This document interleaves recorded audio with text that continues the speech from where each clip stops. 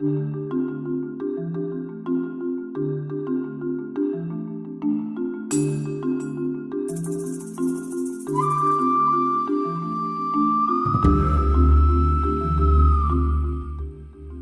we're going to need for this project is a very light, ready prepared block for the background, some steamer scene 2 or something similar, our pattern, some wadding, some backing fabric, some permanent markers, and a piece of clear acetate sheet for our marking guide.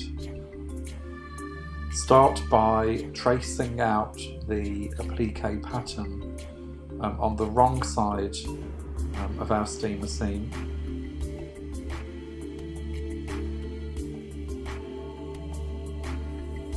And roughly cut those pieces out. Peel off the backing and press them onto some very dark fabric. Then cut them out with some small scissors. Take our acetate sheet and trace out the pattern to form our placement guide. Put that placement guide over our background block and take the ready cut out appliqué pieces and iron them in place underneath the guide. Set your machine up with an open toe appliqué foot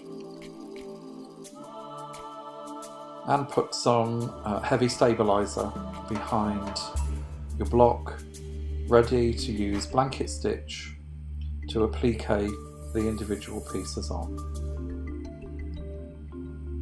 Sew all your ends in as you go along, just to save some time later.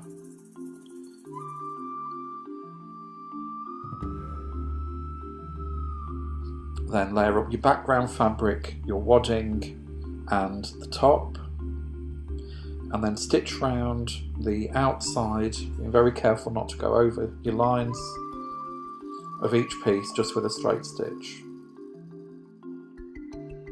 Set your machine up for free motion quilting and quilt all the background in whatever pattern you like.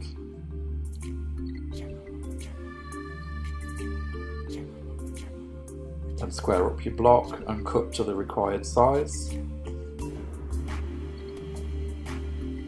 Attach binding as you normally would.